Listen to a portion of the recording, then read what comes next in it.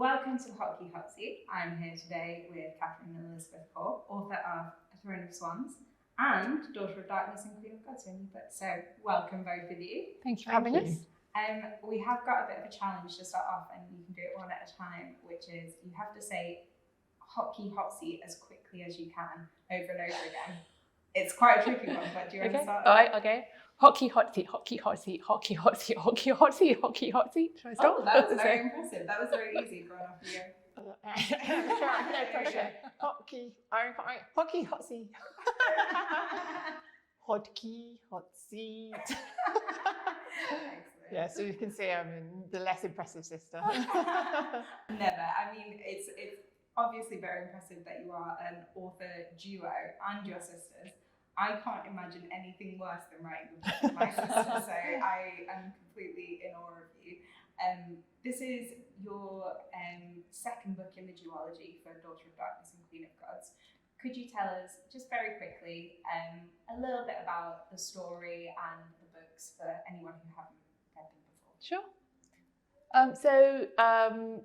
The duology is set in an alternative ancient Greece, where the mighty Mycenaean cities never fell and the gods never retreated.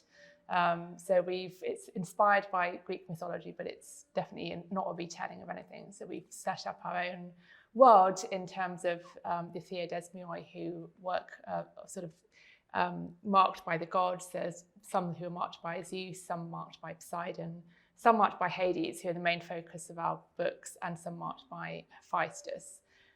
So briefly, in the first book, Dana, who's our main character, and her motley crew, who she doesn't get on with at all at the beginning, go into the underworld with the aim, supposedly, of rescuing Eurydice, who is the wife of Orpheus. But what they discover there means that everything changes. Eurydice definitely doesn't want to be rescued. And then they have another problem to deal with in how are they going to confront Orpheus. Without giving too many spoilers away, Dana ends up saving some of them, but she has to pay a terrible price. So in the second book, we open with her in the underworld, and a new threat arises in the mortal realm. Her potential boyfriend is under threat, and the others, and they're being pursued by Orpheus's henchmen. And the stage is set for a conflict between the mortals and the gods, and Dana has to decide what she really wants and how far she's willing to go to get it. I'm just going to say what she said. Is that a reasonable, what she said? reasonable summary, you think?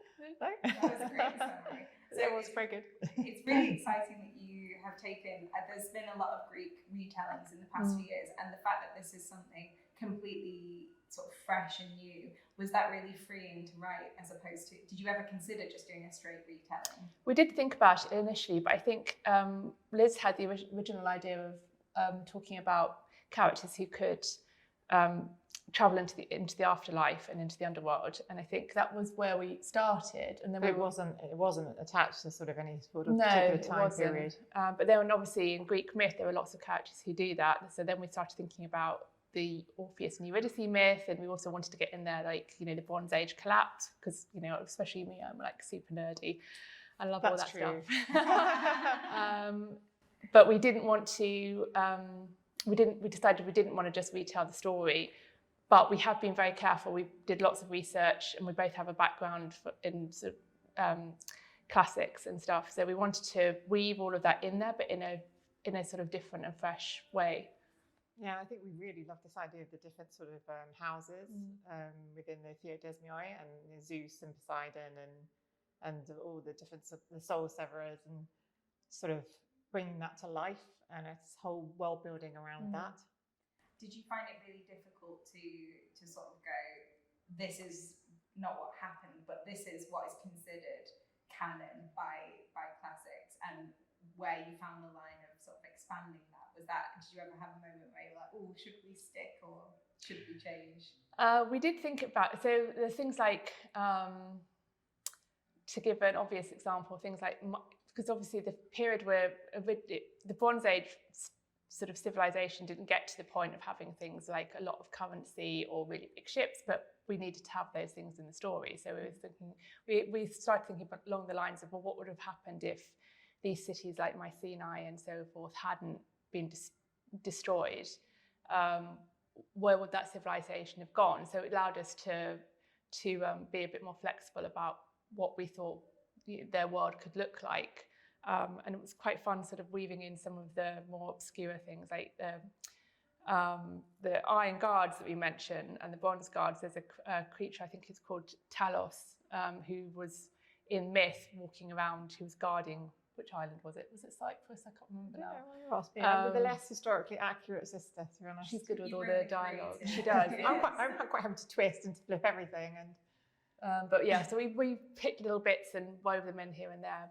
But because it's an alternative ancient Greece, you didn't have to be like rigidly, we're going to stick with this. And the great thing about myth, of course, is that also there's loads of different versions of most of these things. Do you have a favourite Greek myth, each of you? Oh gosh, that's a difficult one. I used to really like the Jason and the Argonauts when I was a kid. But then, of course, when I got older, I read Medea. I did ancient Greek at A-level, so I read some of that. And of course, it's just like, you really, at this point, you're like, Jason is just an absolute piece of work, right? So that kind of hero idea disappears quite rapidly when you look at it from Medea's perspective. I like Icarus. I think it's a good cautionary tale. Yeah. This is good fun. Well, not fun, but Yeah. sorry, none of them are particularly fun, actually. No. As far as stories go, but they're exciting to read. Yes. Very interesting that you're sort of saying, well, one of you does more of the sort of historical things. What do you think each of you brings to the writing relationship, I suppose, when you're writing these novels? What do you bring? I think Lizzie brings a lot of the humour and the dialogue and stuff. You're really good and also I tend to write sometimes I'm just like too fast, and I'm like, the character does this and they do this and they do this. And this is like, oh, just slow down a minute. Hang on a minute. Need to have some emotional reaction in there. She's a bit like stab, move on, stab, move on. Yeah. I'm like, hang on a minute, let's stab, respond, have some sort of emotional fallout, move on. You are pretty brutal with your characters, like without spoiling too much. Like you can be quite brutal, and it's quite tricky. As a reader, to not just send you an aggressive email being like, "Excuse me, what do you think?" That is mainly Katharine. She loves killing people. I do like killing she's quite people. dark. And do you not enjoy? I like bringing people back to life. That's what I try to do as much as possible. But if she had her way, we'd never kill anybody off. It would be just like. I think I might be with you there. So fast deciding on my favourite sister.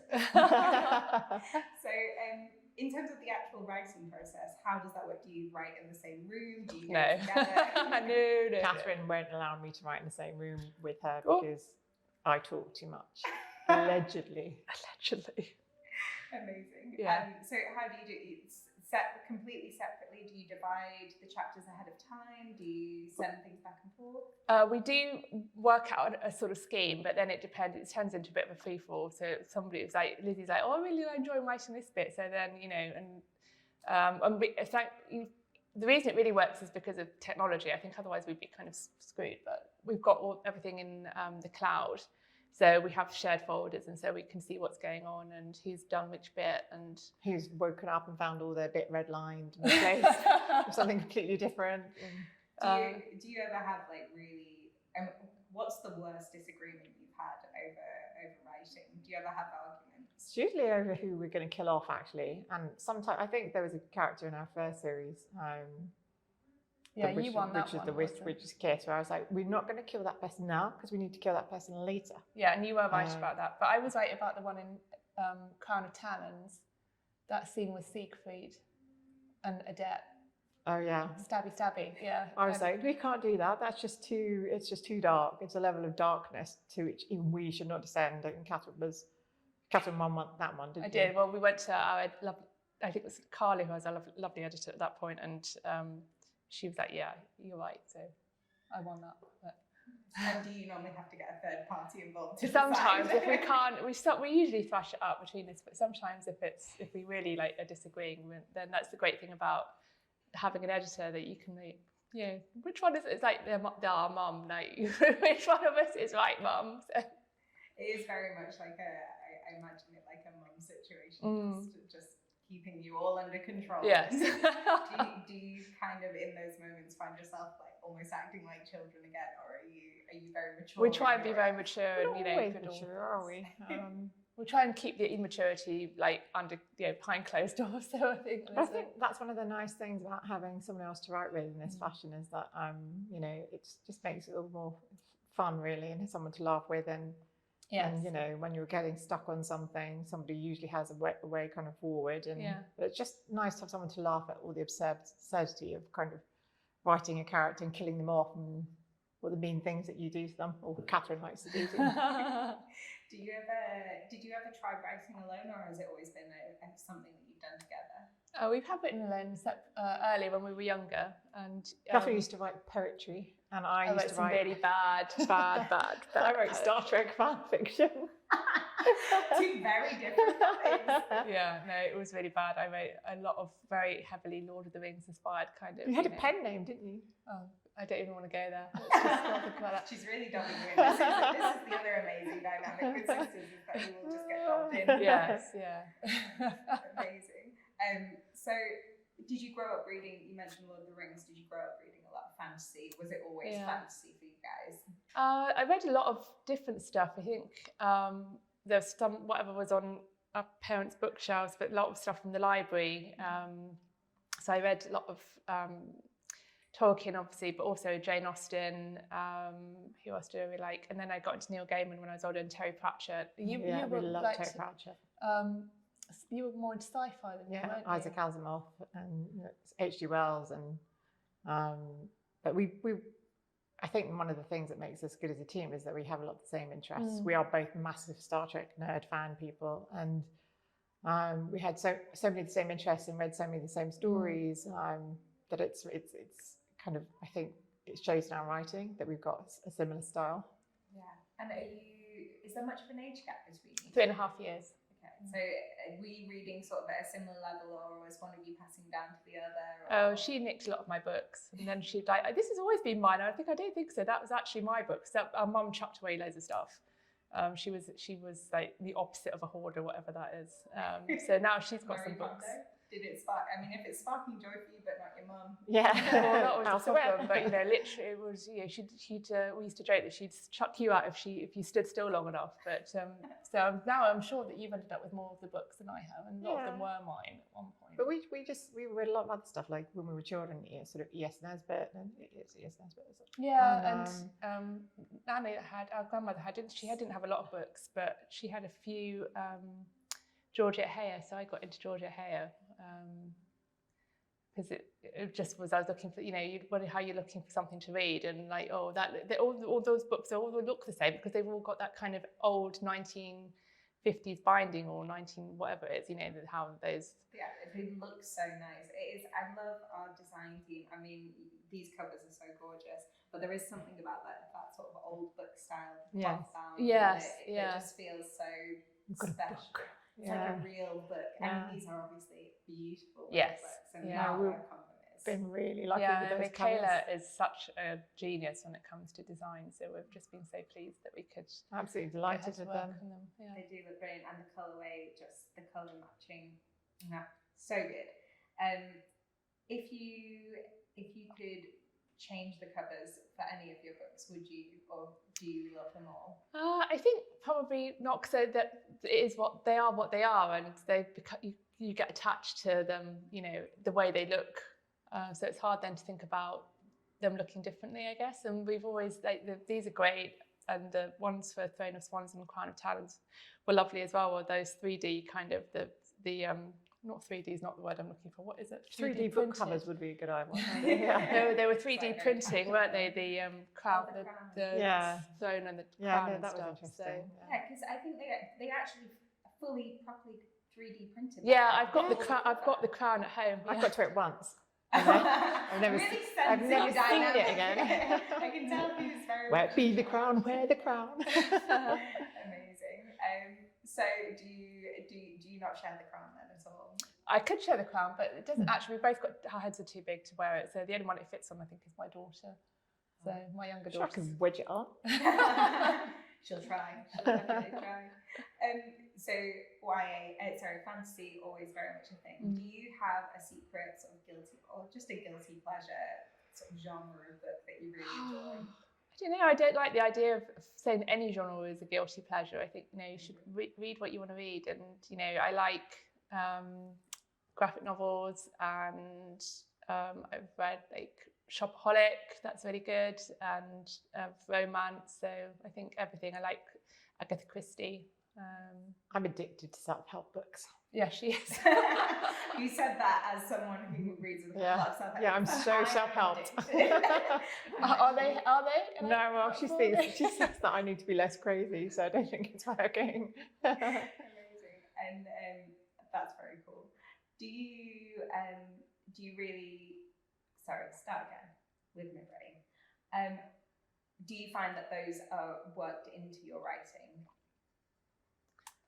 Is there some self-help going on?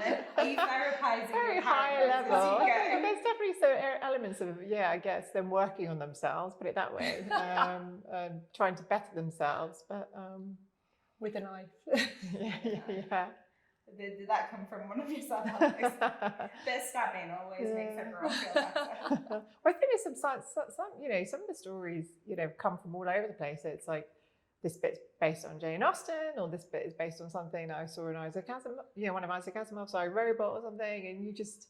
Well, it all mixes together, right? So you can't even identify, I don't think, necessarily where these things come from, because they're just, it's all bubbling away in the background of your mind. Because they say there's something like, it's like seven stories, basically 7 stories, and every other story is some sort of reiteration of those original 7 stories. That's really interesting. So what is this, do you know the 7 stories?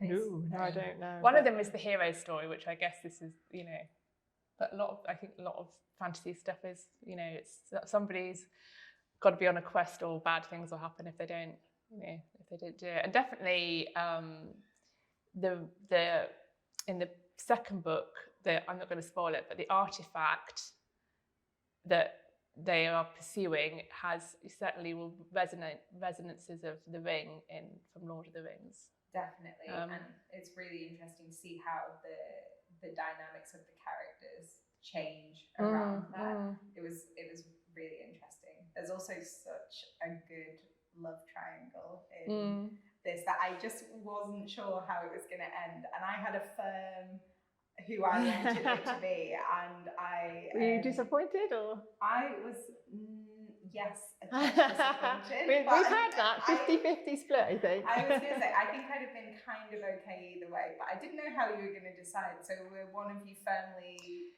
on each team? We were. Is that why it was so close to the end? It was. We weren't sure how the book was actually going to end until quite a long way through having written.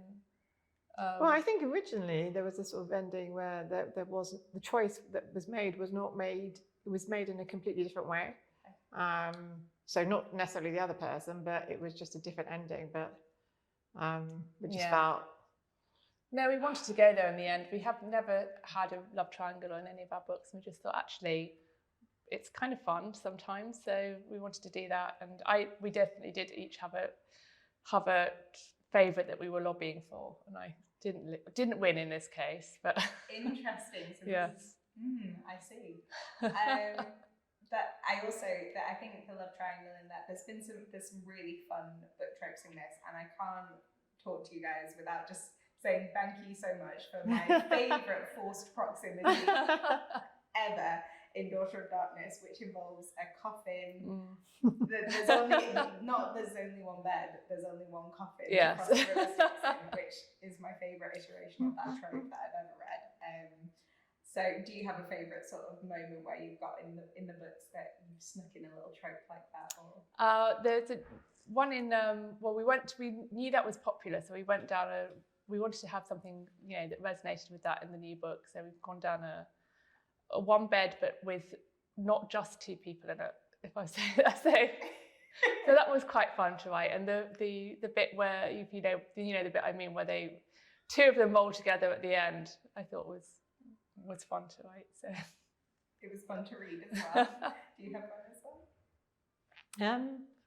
I don't think I do really. I think, I don't know. You know, what Katharine said really. That's one of my favourite bits in the book, particularly the latter one. Amazing. So we're going to finish up with some quick fire questions, which are just in theory either ors, and I will inevitably get distracted by your answers, but we are aiming for quick fire. So, paperback or hardback? Paperback. Hardback. This is actually very interesting to see how many of your answers are different. Ebook or audiobook? Ebook. Ebook. Sunshine or snow? Snow. Sunshine. Autumn or spring? Spring. Autumn. Are you just being contrary now? Possibly. Sweet or savoury? Savoury. Sweet. Coffee or tea? Tea. Yeah, tea. Ball gown or sweatpants? Ball gown. Ball gown. I have never had the opportunity to wear a full ball gown, and I feel like we need to have some kind of like have you seen those fantasy balls that they do? Yes. I'm so desperate to go just so I can wear a really beautiful dress and a tiara. So Yeah, no, same. I definitely be there for that. we should just arrange to go. Books or films? Books. Films and books. Can I say that? That's cheating. I think every author is scared of not saying books, but cats or dogs? Cats. Cats. Cat babies. I like it. City or nature? Nature. City. What's your favourite genre of book to read? Fantasy. Fantasy. That makes sense. What is your favourite place on earth? Oh, goodness. My home, I think, probably. Also Catherine's home. She got the nicer house. Yeah. As I said, the more impressive sister. It's just a tidier house, that's all. That does make all the difference sometimes. But that's quite nice because you can keep your own home chaotic and then visit the nice tidy house. What's your favourite kind of potato? Jacket. Oh, dauphinoise. Whoa, very different. Jacket potato topping? Yeah, keeping it real. Tuna mayonnaise. Not sure how I feel about that one, but I'll take it. Instagram or TikTok? Oh, Instagram. You're very firm on that TikTok one. is quite scary. TikTok's there's nice people on TikTok. I know, I'm sure they're lovely people, but I'm scared of able it. to make it work. What's your favourite reading snack? Chocolate. Wine. I like that. And your favourite spot to read in? On the sofa. Anywhere my children and all the cats are not, much though I love them all. How many children and or cats do you have? Between us, 4 children, 4 cats. Yes. That's both a lot of children and a lot of cats, and sounds chaotic. How do you ever write all of those things? And would you rather be able to fly or be invisible? Ooh, be Invisible. Yeah. Both of you straight in with the invisibility. Yeah. So my final question just has to be, what's next? You've done so many of these brilliant duologies. What's the next on the cards? I'm not sure we can talk about that. I'm not sure we at can the say, moment, but so it's we're excited about it yeah, though. Yes. something slightly. Can we say Different. slightly different? Slightly different. Yes. Still in fantasy? Or? Oh yeah. Yeah. Of course, we love fantasy, but yeah. Interesting. Well, colour me intrigued. Thank you so much for sitting down in the hot seat, and this was really fab. So thank you so much. Thank you. Thank you And for having Queen us. of Gods and Daughter of Darkness are out now.